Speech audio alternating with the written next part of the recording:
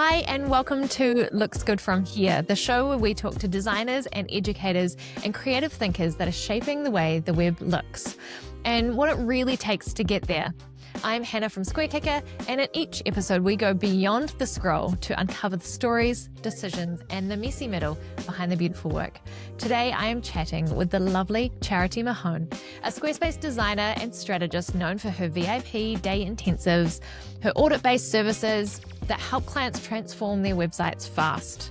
Through her signature design in a day offer, Charity helps build business owners' websites that cut through the clutter and walk away with a clean, strategic, high-impact website in just one day. Charity is also the co-founder of Mahone Studios, a creative agency that she runs with her brother, and she's built a thriving brand rooted in purpose, clarity, and faith. I am so excited for this conversation. This is the first time that we have met, so it's going to be great to get to know each other a little bit. Charity, thanks so much for joining me. Thank you for having me. That was a good bio. Like, wow. That was awesome. You can clip that. You can put it on your website. Thank you. I feel like writing your own bio is the worst piece of work that anyone has to do for their own business, isn't it? Mm-hmm. It's like you forget things that you've done. That's probably something I definitely need to work on, like journaling everything I've done. So definitely the list of things that are actually important to tell people. I was reading your bio on your website before we had this conversation to try and get to know you a little bit, and I was really intrigued to see how you started. And you talk about kind of sitting at your parents' kitchen table and starting this business like 10 years ago. Like, why did you start this business, and what does it look like now, kind of 10 years on? Okay, so the why behind it. At that point, I graduated. Like, I did all the things that they say you do. You go to college, you go to grad school, and you do really well, and you apply for jobs, and someone's going to want you.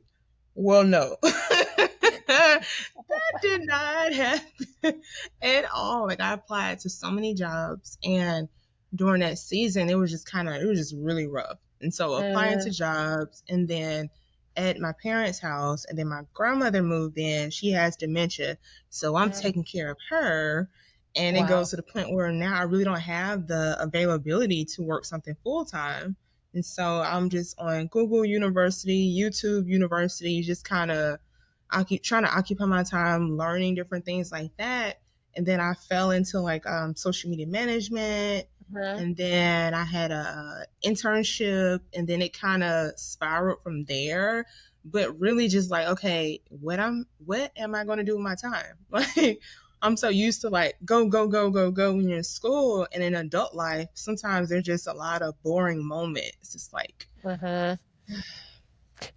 it's really busy in those first years, and no one prepares for you when things kind of become normal or slower. Yeah, very, very slow. And so it started where I was learning about social media management. And then from there, my even before that, I remember talking to my dad about it. And, at this point, I probably applied to like 90 jobs. Like I'm applying to places I know I should be able to get. Like, what? This is crazy. I even applied to one place where they didn't hire me, but they, when they ask you, oh, what will you do to make things better? They take your ideas. So I talked to my dad, and he just basically told me, just pray and ask God for advice. I'm a preacher's kid. And so I prayed and I asked God for a dream, and I had a dream showing me what I'm doing now. And so that's kind of like how it started with the social media management. And it's like, okay, now I'm offering this, and my brother, he's going and telling people, and he was like, hey, my sister can do this. You need help online? My sister can do that. So you get the first couple of clients, and it's like, oh, I need to be professional. I need a website. So let's YouTube that. How do you do that? And so I built my first website on Squarespace. And this is before, like, my brother even, he's like an amazing photographer. Even before he picked up the camera, we're taking photos on iPhone, using iPhone for headshots. But it worked. Sometimes it does the trick, right? It worked. So I got a couple of clients from that. And then from there, I'm still helping with my grandmother, and my business is growing. and I wanted a space that I can just focus on work. And I stumbled upon a co-working space in Atlanta. It's not open anymore, but I stumbled upon that co-working space. I ended up getting connected with them, and the interesting thing about that, I had an idea like, oh, let's do a workshop. So connecting with the co-working space, they say, hey, you can use this space in exchange for being a rep, and you just volunteer and working there. Then I met a lot of creative mentors, gave me insight, pricing, books, do this, do that. That's too many deliverables. Take that off. Like, just really pour. I'm for real. They were really pouring It's into so me. good having that like outside view on your business sometimes, when you can get Yeah, they like were like too further much in the along. mindset of like all of the things I would add, and someone comes along and they're like, no, like just cut it Yeah. out, be simple. Yeah, that Yeah, outside like just perspective is always so take all important. that. You don't need all that. Take that off and different things like that. And then Mm, from there, I started getting like high ticket clients, just like being at that place. And so I did social media. I got a one of my biggest clients there, and then I was the director of marketing for her startup, and I did that a while. And then now during this time, social media is changing. It's you have videos, you have this, you have that, and it's becoming a lot. And so I just started disliking it. I was like, I'm right, just like every like, time you pull open the app, something's new, and you have to relearn it every day. yeah, Yeah, it's hard. I'm disliking it. Like, Mm, I'm over like the photo shoots, the ad campaigns, the copy, I mean, the list goes on, and it's something daily. And then you're trying to explain to your clients, just because we showed up one day doesn't guarantee you're going to go viral. Like, that's unrealistic. It's like going to the gym and like you're in the gym one day and you're like, okay, where's my muscle? Like, one day. So I stopped liking social media as much, and I feel like God just set me on a different path with web design because I enjoy learning from that.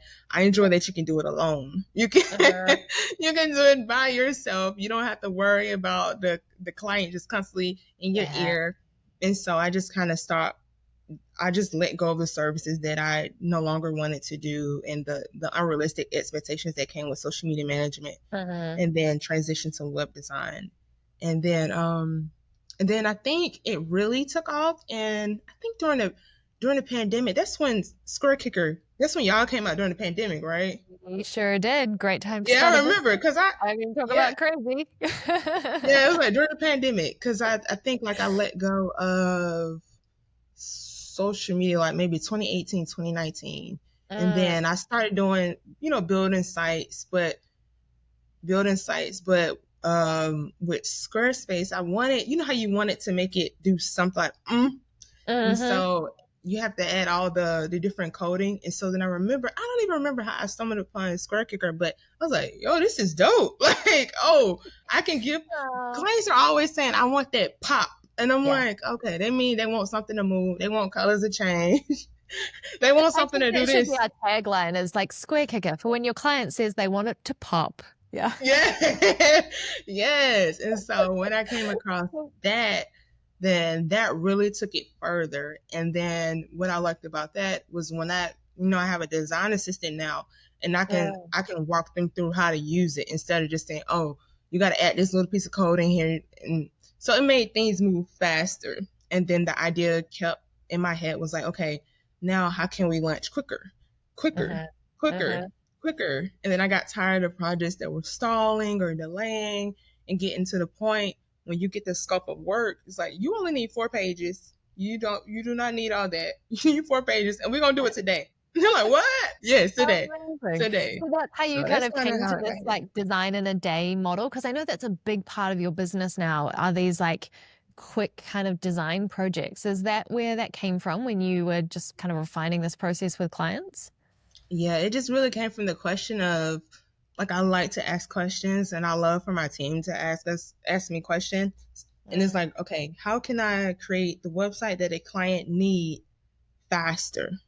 mm, And then it's like, do we really need all this? And especially when someone's in the beginning stage, it's kind of the same navigation, the same format. They need a form, mhm. they need some about, they need services information, they need a little intro on. It's kind of like the same one too.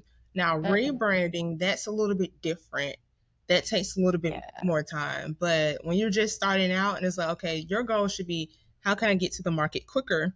And then something else too, the price point. So the price point makes a little bit more sense for someone, let's say they have more money. They do not want to create the website themselves. And they have more than enough money to invest in something. Now they can't afford 5K, but they can squeeze 2,500 from they can pull that from somewhere. They can find Yeah, that. so it's a good like stepping stone for their business to get a website up and online. What percentage would you say of your business is these like design in a day kind of projects, or those more kind of product based services that you offer, compared to like a full custom build where you're maybe doing the rebrand or someone bigger?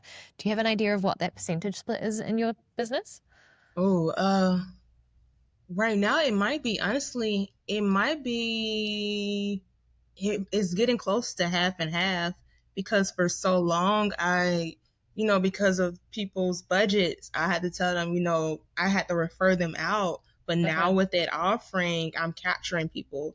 And then it's freeing up my time too, because I can just say, okay, let's look at the calendar. I have like 4 or 5 days.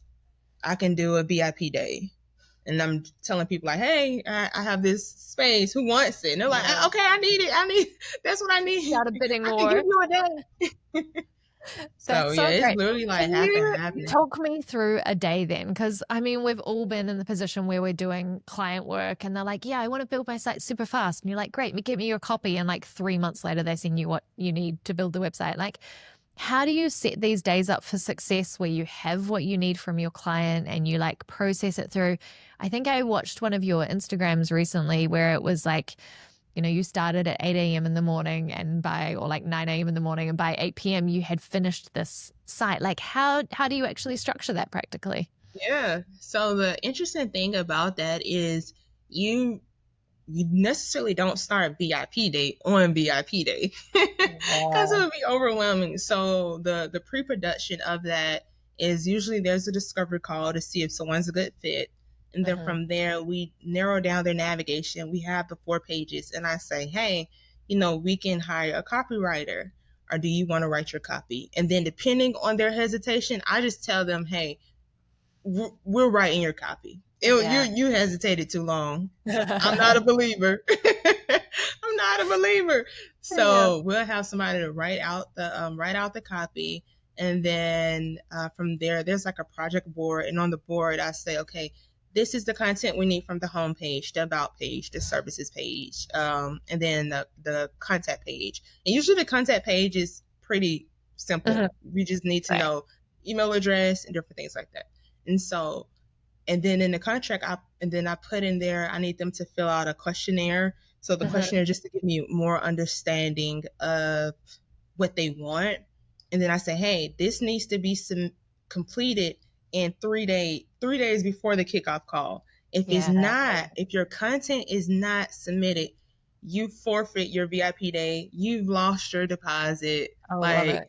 That is I wanted to go to school. Business. I love that. Yes, I'm setting boundaries. I wanted to go to school for law school, but it's so funny how it works out. So I put that in there like, hey, you lose your deposit, you lose this, you lose that. And so I'm highlighting, I'm bolding. They're seeing this and they're like, oh. And then I have a project manager letting them know like, hey, your project kickoff call is coming up. You're missing this, this, and this. If you don't complete this in time, you're going to lose your deposit. And they're like, oh, scrambling. And so then from there, I go through maybe a couple of days before the day, and I'm looking through what they said, their inspiration, what they like, what they do not like, and incorporate it. And I may even start out building something simple just to get the ball rolling. And then on the actual VIP day, the kickoff call is usually the latest that it's been has been like maybe 10, and that's been on me because I got confused with the time zones.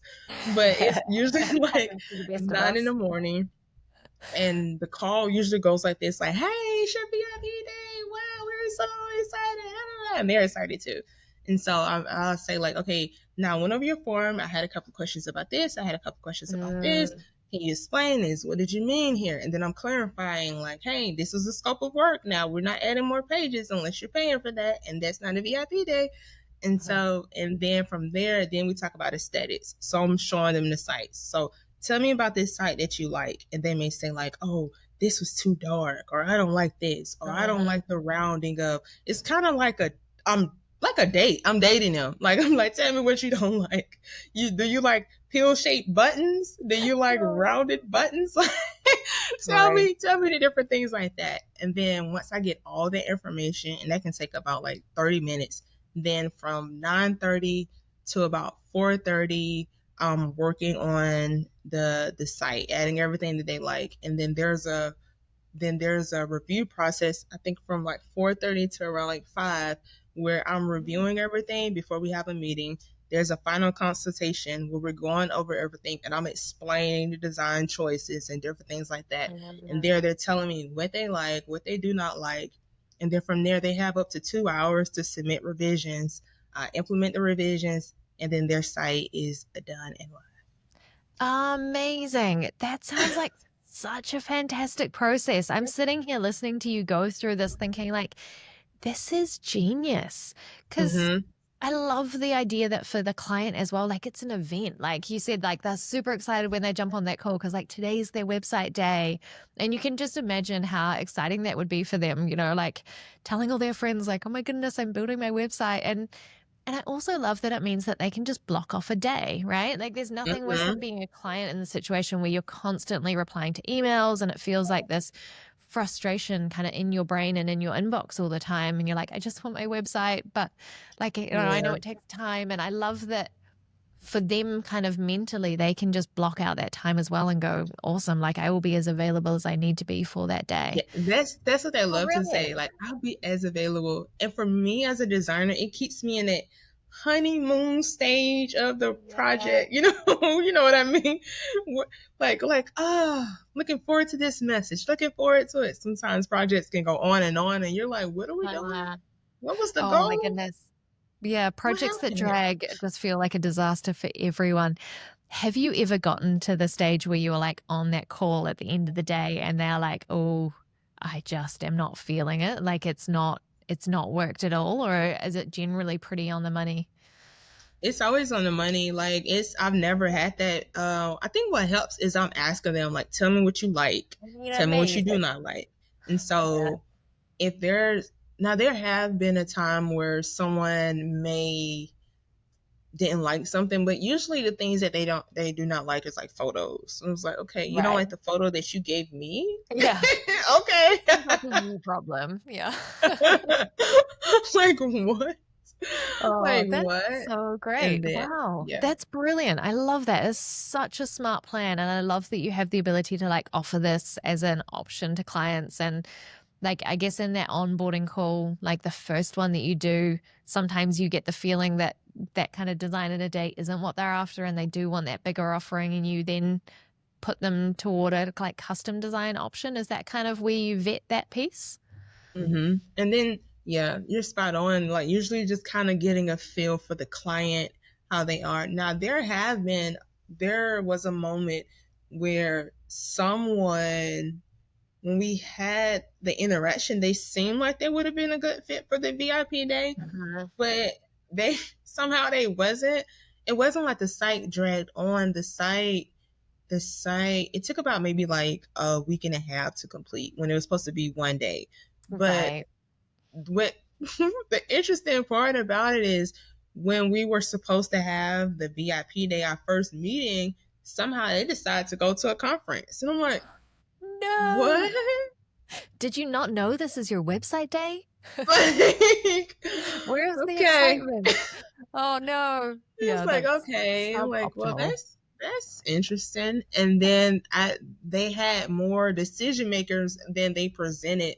And so Exactly. just it allowed me to clarify, just making sure I dive a little bit deeper and don't stray away from the process. Now that individual was referred to me.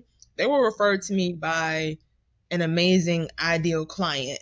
And so and that was part of their team. So to see how it drifted off, I'm like, Mm. you can kind of blame the person, but it's like, no, I'm gonna blame me because maybe I should have vetted them a little bit more. So now I know what questions to ask and how to clarify and different things like that. But that was the funniest thing. We're trying to It's meet all on learning, Zoom right? and they're at a conference. Like, what are you doing? It's great. Like, I hope you don't mind. I'm just calling from the bathroom in my conference. No, I do mind. This is not where we need to do this work.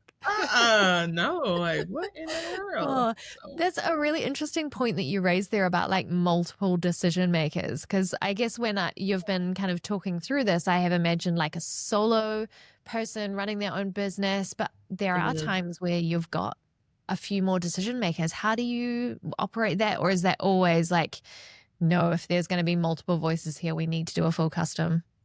Yeah, moving forward, a full custom for multiple decision makers. Just just solo. I'm dealing with one person now. Yeah. One person, not a whole team, because sometimes teams are on the same page. One person said, "What about this?" and "What about that?" And I'm like, "Well, who signed the contract? Like, what's going on here?" Yeah. Yeah. Like, I don't want to sit here while you fight over like blue or green for this part of your logo. Like, this is not my job. No, and then it gets a little interesting too if they're like family dynamics. So if it's a husband and wife team, and you feel like I can't get in the middle of this, like, Yeah. Not marriage counseling. That's a different service. I can refer you to one of my clients. okay. So Oh, amazing. You yeah. also offer like this audit-based product. What does Mhm. that look like and kind of how is that different to your building products? And is Yeah. that like an effective product to sell for you? Yeah. So the audit, that's the step all the way at the very beginning. That's for the individual who DIY their site using a template. They didn't even use a template and they're just getting started and they necessarily do not have the budget to pay somebody to come in, but they want an expert to tell them like what how can I make this better? That's usually the question I get. Hey, can you take a look at this? I'm like, yeah, for a Yeah. fee. Yeah, right. You gotta slide that in there, like at random Like at random Uncle Bob at the occasions. family reunion. I'm not Yeah, here like, hey, anything it I'm looks building like. the You can book business. time. Yeah. That's great. So that's kind of how that came about. Just people that need direction of like, how can I make the site better? And Uh, so usually what happens with that is I'll do like a loan video. I can do a loan video to go over it, or we can do a call. It just depends on what the person prefers because sometimes the call can turn to like a full out business consultation. I'm like, whoa, whoa, whoa, whoa, whoa, whoa, whoa. We're just looking at the website here. Like, I'm not yeah. refining your business model, okay? Because But that's yeah, so often the that's thing been as a web designer, isn't it? People like expect you to offer all of these additional services, which is great if you want to and you've got those skills and you've got a place to charge for that. But I think there is almost this expectation that it comes for free when you're looking at someone's website. yeah, like I feel like as a designer, being a web designer, being a business owner, like having boundaries has really Uh, helped because if you do not have boundaries, these people will have you building a 20K site for $1. They run you ragged, like, and then they still got something else to say, and then they want you to build a site, do the coaching, help them hire a team, like the list, babysit, like it's like, wait a minute, I am a web designer.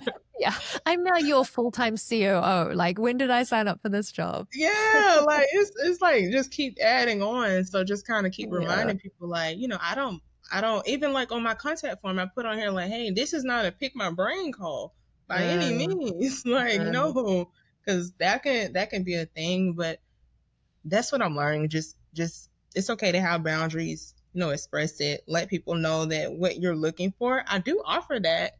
This the uh-huh. service for that. Like, here you Yeah, go. it's so smart to have those boundaries. I actually noticed when I emailed you earlier on in the week, you had this like auto reply email, and I was really interested to talk to you about that because I feel like that's a really good example of your boundary setting. Like you kind of said, hey, like I'm not available right now. Here's, or, it might have just been like, here's how long it will take me to get back to you. And then you also listed like a couple of your services. And if you want me for this, here's where you sign up. If you want me for this, I was so impressed by the way you structured that. Can you like talk to us a little bit about the thinking that you had behind that, and how does it work? Like, does it help save that inbox overwhelm, and does it bring you like good clients through those links? Yeah, because I think the thing about it is it got to, I think probably started it is like during the pandemic. I was working with a client who does coaching for therapists and like phenomenal top speaker client who's extremely busy at all times. She's probably doing maybe on the moon now doing something. Like she's that busy. And so she had the auto reply and I'm like, that's what I need in my life because I can't afford to check my emails all the time. Like Mm, that's an unrealistic expectation. And so I just set it up and now people know, like usually people tell me, they're like, oh, I know you busy, can I get on your calendar really quick, like so they know that I'm busy because the reality is we all are busy, we have things going on. Even if I want to play with my cats all afternoon, that's me being busy. Like yeah, that is my scheduled cat playtime. yeah, like yeah, people want you to just be so accessible, and that's just a modern thing. Back in the day, people weren't just texting and calling and all the time. Like my grandmother she wasn't texting all day long in the 50s. Like Yeah. she wasn't doing that. Like you may, they probably wrote a letter and you may got that letter in a week or so, and Mhm. you read it and it made you smile, and you wrote her a letter back. It is really Oh, interesting, isn't it? Because like a website is such an important part of someone's business, and they feel so passionately about it. And if something goes wrong, like it can be quite urgent feeling for the client. And there is this like expectation that as a web designer, you will be there in an instant. But I thought what was really smart about your auto reply, because we get these things all the time. So many people have auto replies set up now. But what I thought was really smart about yours was those links in there where you were like, it's not just sorry, I'm too busy playing with my cats. It was like, sorry, I can't get right back to you right now, but here's some ways that you can help yourself, or here's some ways that you can like pre-schedule. I just thought that was such a smart way of dealing with it. yeah, because honestly, it's usually around the same questions. Like, hey, can you do something really quick for me? What's your Uh-huh. availability? It is. I need to go here. It's kind of like the same question. So just ushering someone where to go, and then learning to like lean on my I have a project manager, so I have leaning on Latanya. So if Uh-huh. they just send Latanya something, it is usually something that she can respond to, Uh-huh. or if it's important, she'll screenshot it and she'll text me if it's really really important, and then I know, okay, I need to handle Yeah, this. But if we I don't get a prioritize it. screenshot or nothing, I'm like, okay, it wasn't that serious. I feel like everyone's going to start emailing you just so that they can see like your auto reply. As soon as text comes out, you'll be like, why is everyone spamming my inbox? But yeah, it's really good just learning how to gatekeep your time, Yeah. setting boundaries. And what I realized when you start working like with high ticket clients, they enjoy that. They like that you have boundaries. They know that if they want more access to you, they have to pay more money.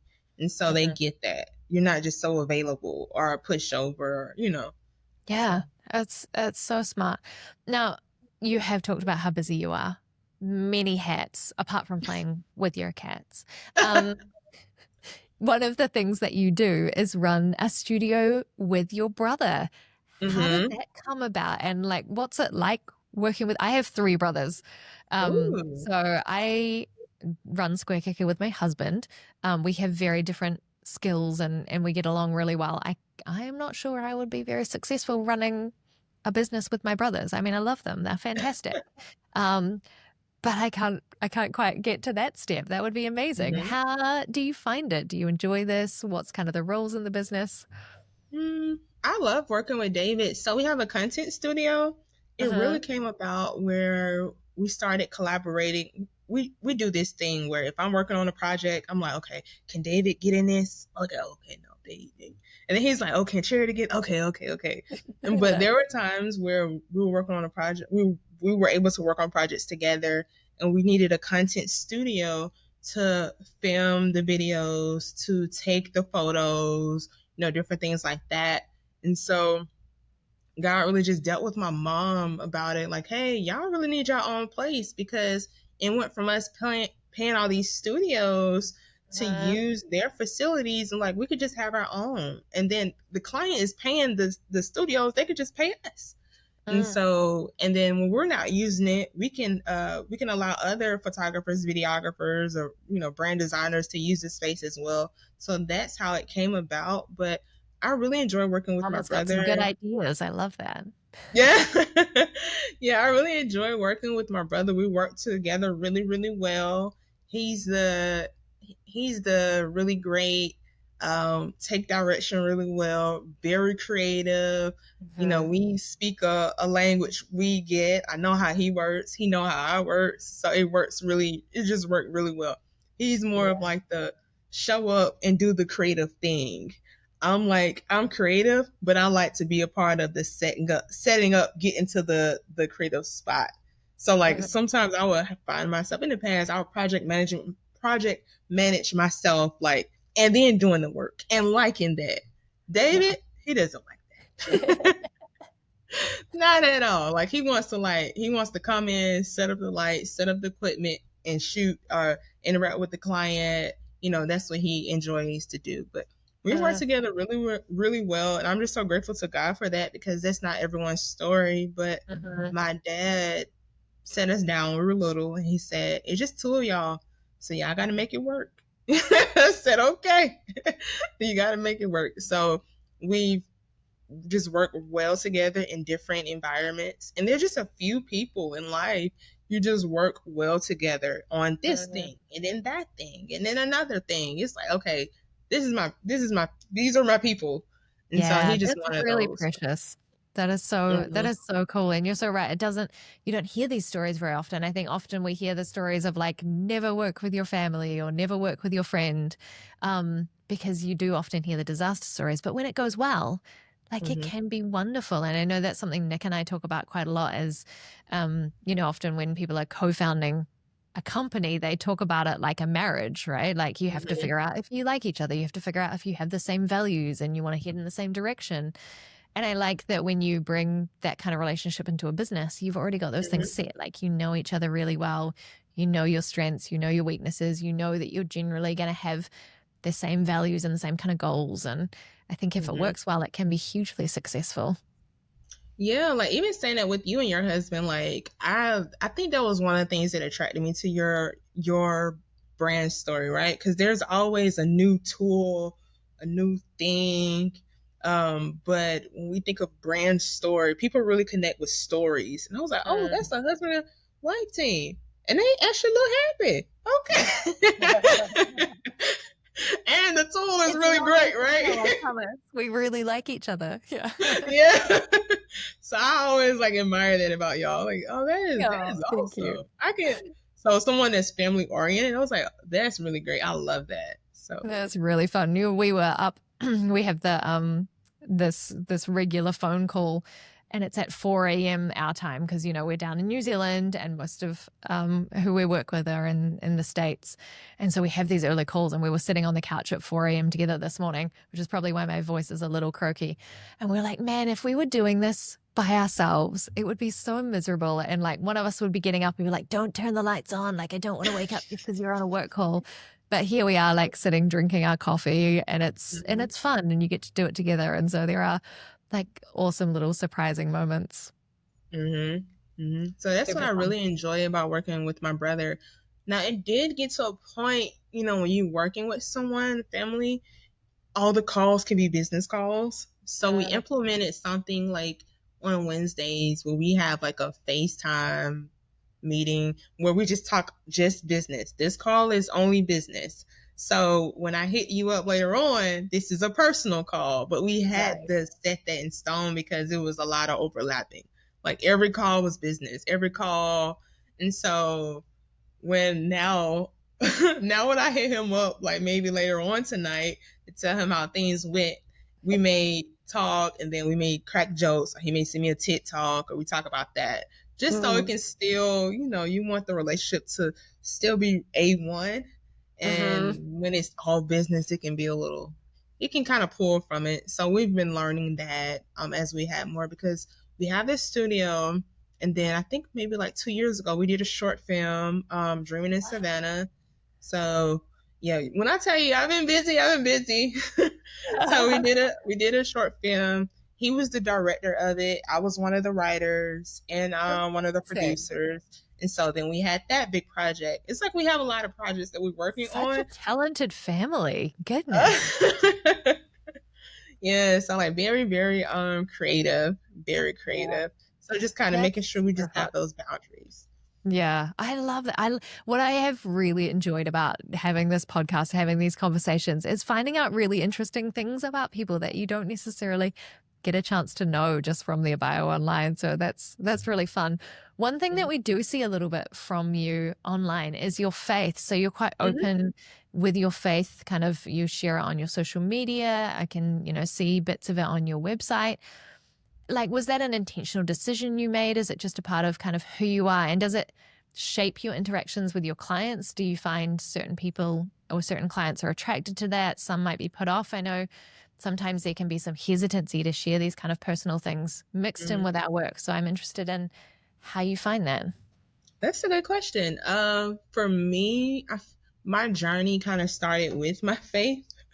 Like when I said my dad, I talked to him after. Oh my God, I had the Excel sheet of the jobs I did not get, and so I talked to him, and like I have like dreams, like a lot of prophetic dreams, and so my dad told me to pray and ask God for a dream, and God gave me a dream, kind of show me what I'm doing now. So for me, my journey started with God. I just would feel a little disloyal to not include him with the journey. It's like, oh, thank you, bye. So I share a lot about my faith, and it's just me being authentic to who I am. It's not like I know there are people that say I'm going to talk about God as a marketing strategy. Like it's not a marketing strategy or a plan. It's just a reflection of my relationship and how my faith means a lot to me. And as it relates to client interactions, I work with a lot of clients that they may not be in the church now, but they grew up in the church. They have a background of it. You know, church and religion is like really big in the Black culture, so they have a reference point of it, and they're not turned off about it. Like I've had clients that wanted prayer. I remember we were in a meeting and the client was just so frustrated. And when I'm frustrated, I pray. And so I said, Did you want me to pray for you? And she was like, yeah. And I prayed and she was like, oh, you're really good at that. I was like, yeah, I do it all the time. So yeah, Oh, they're that's not really really cool. turned off. I think that it just kind of people now with social media, people just get to see who I really am, and is the feedback that I'm getting is like, hey, oh, you're just like how you are on social media. Like I feel like I know you. Mhm. So I was so it thinking hasn't. that exact thing. And I think you touched on it a little where you're like, it isn't marketing for me. Like, this is just me genuinely showing up as who I am. And I think that's a really great lesson to everyone of showing up as, as you Mhm. are, bringing as much as of yourself as you're comfortable into those spaces. Because I know Yes, before we jumped on this call, I was like, have I met you in I person? get Like, that I all the can't actually remember time. because I do feel like seeing you online and getting to know a bit of that, I feel like you have presented yourself really genuinely.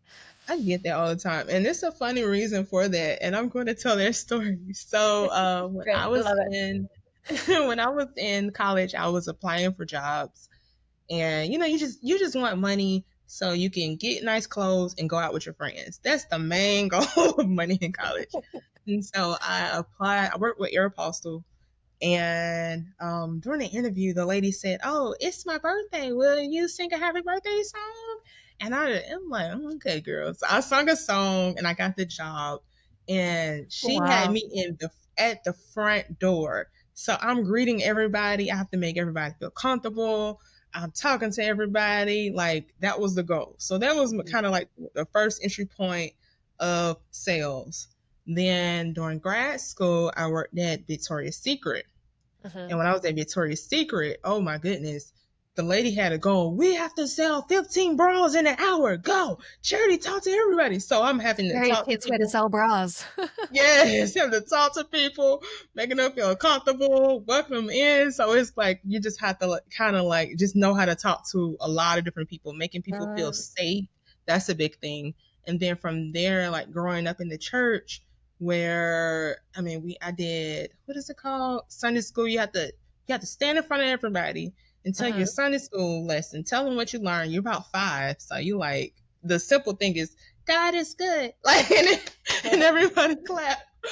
And then like being one of the ushers at the door. So it's like I've been forced to be in a position where I'm having to interact with people. And over time you just get to a point where it's like, you know what?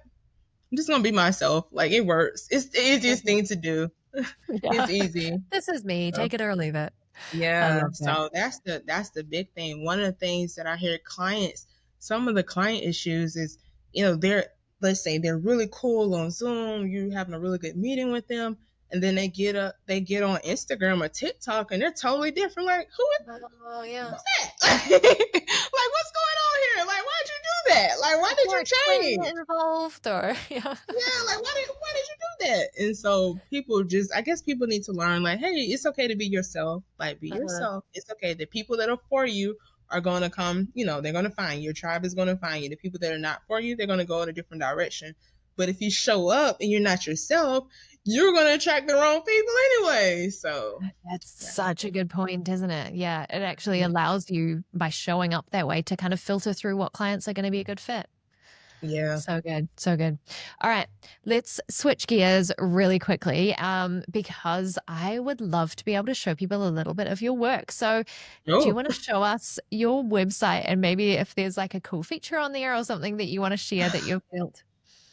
Yeah, let me pull it up, a feature.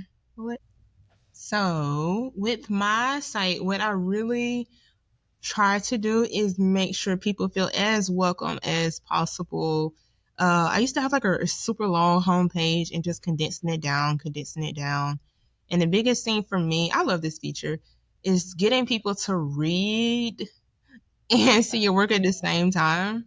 And Yeah. so I do need to update this. I feel like that is the web designer's thing that we say all the time. I need to update my It's stuff. forever. The forever job of a web designer is trying to do your own website. So I get a lot of good feedback on this. This piece Oh, right cool. here just kind of showcasing that the different clients and people, the brands that I've worked with, that they were featured in these brands. So I get a lot of good feedback with this. This piece Amazing. right here, I love it. Is that a little Uh, SquareKicker in there? Some of square logo? course. Yeah. Of course. I love it. Good. Goes back to that. Make it pop. Yeah. And then this part. So the reviews, I updated the reviews. I added this. This happened during a Zoom call. So I wanted this piece to be on here where people can see the interaction with me and then see what a client said live. And so instead of having kind of like the text and different things like that, I embedded this. I put it on Loom and then I embedded it on here. That's And such a so cool way of kind of sharing a testimonial in a really different format. I think this one here was the first one of your websites that I ever remember seeing. And it was so beautiful. thank you. And then the cool thing about this site was she reached out to me and told me that a producer found her from the site and they wanted to work with her and they love the site. I'm like, yes, I didn't know finding a producer was a goal, but That's here we are. amazing. I mean, what a Here great we are. advertisement for an awesome website, right? I know, right? Yeah. So yeah, so those are the two things on the homepage that I really, really like. I do have let me see what's on my tools page, resources. See if it pulls up. I really like my resources page. It's just having all the So nice, so clean. I love how just like sometimes a really simple, thin line is such an yeah, effective way just to break up the content. yeah, Your SquareKicker template. So you have a template listed on the SquareKicker store, which is yes. stunning. If anyone hasn't seen it, go and have a look at Downtown Zen. beautiful. And I think you've really shown an amazing use of like color blocking and fine line work in that template. I love it. Yeah, I love this template. It kind of stemmed from the perspective that I work with a lot of therapists, and the usual thing that they tell me is they want their site to not look generic. So in the wellness space, sometimes you can have a generic site. So think doing things that you necessarily wouldn't expect. So playing with this fiery color here. Oh, this is probably like one of the things I love. I fell in love with this doing this. So yeah, so I hid these affirmations under there. It's so fun. Those are such great ways of like sharing extra content without like really, really cluttering the website. It's beautiful. But yeah, so I just wanted to do something. The color palette that you normally see is the blue or the green. I was like, no, let's do something fiery. It's such a gorgeous site. Yeah, It because is really some of the therapists that I work with in the mental health space, their clients are, very confident, they're very fiery, they have, more of a metropolitan kind of vibe. And so to appeal to them, you just need to see something different. They want to see something that they're normally not seeing with other therapist sites. and it's got such a like it's got a beautiful flow of content. So you've really brought that fresh brand voice to it, and given people. And I wrote a lot of copy on here when I was looking at that. Beautiful. It really still flows incredibly well and offers such an amazing kind of base for someone to start with. That's gorgeous. Yeah. Thank you for sharing that with us. Now, next part of our recurring segments is design confessions. So, oh Lord, this is kind of where the title came from of like, looks good from here. Like everything looks a little good when you look at the website instance.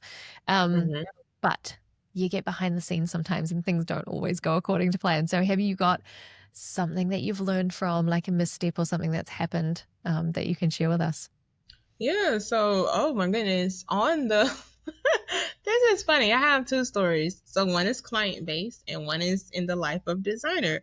So the client-based one was I had a returning client reaching out to me to work. She's opening up a coffee shop. It's a really big deal. She's excited. And she applies for the VIP day.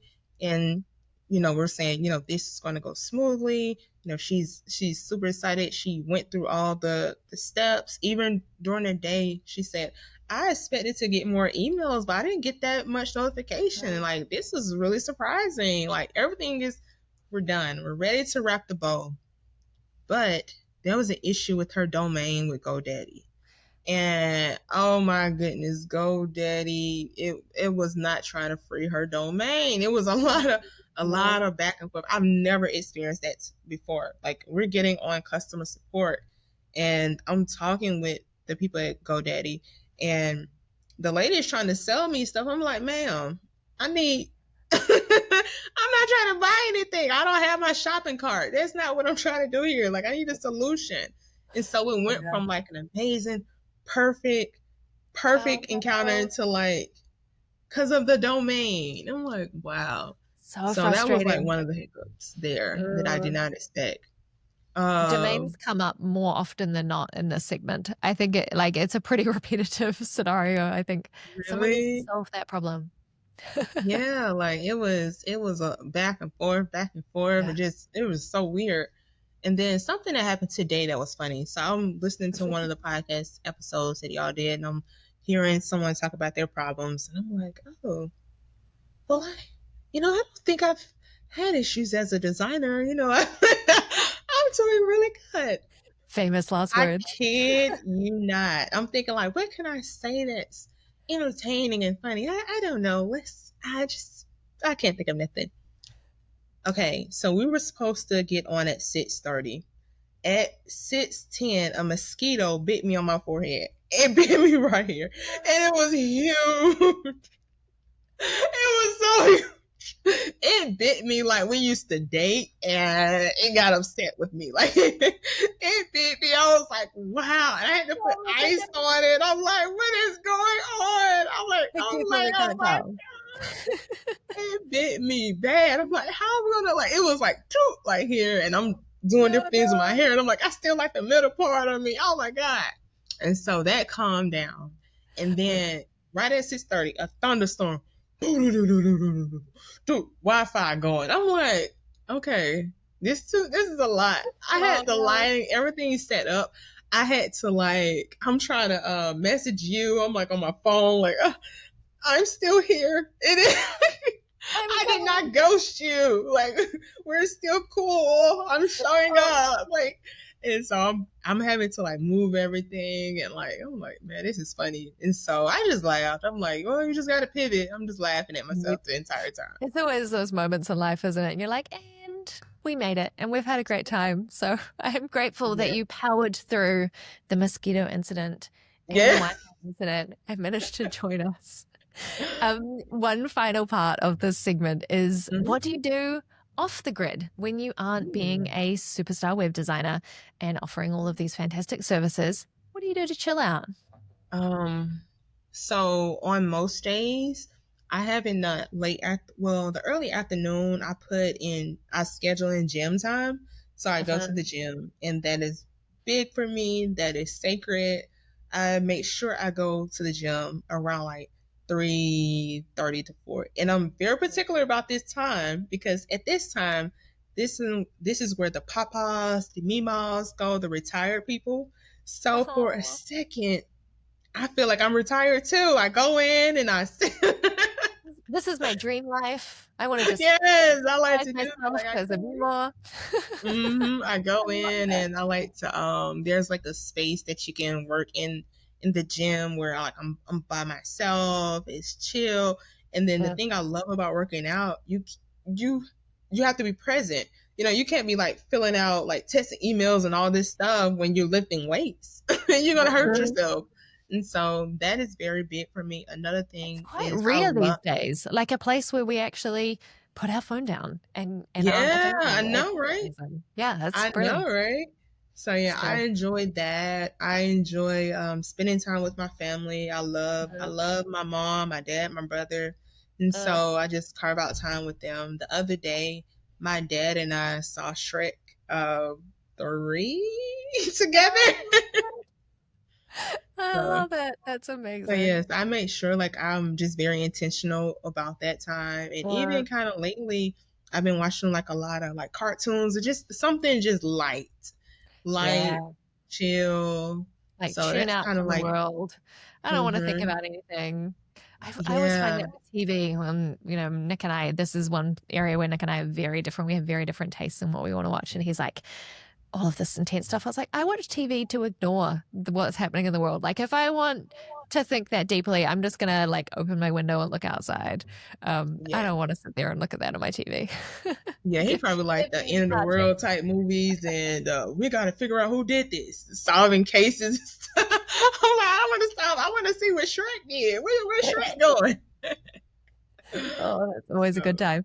Hey, that is so amazing. Thank you so much for spending some time with us today. If thank someone wants you. to connect with you, other than like harassing your inbox so they get your amazing like return, what's a good place for people to connect with you? Is there anything that you're doing at the moment you want to share? Any like courses? Obviously, we talked about your template.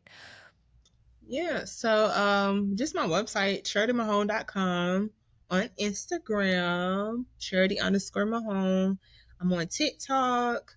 What do I have going on? Oh, I just recently kind of relaunched my YouTube, and so they're just kind of infusing faith and business and just kind of talking, like having those conversations. They really stem from, I think it was during the Lent time. I went like 50 days without TV, Oh, and just that was tough. no Shrek. That was a tough time.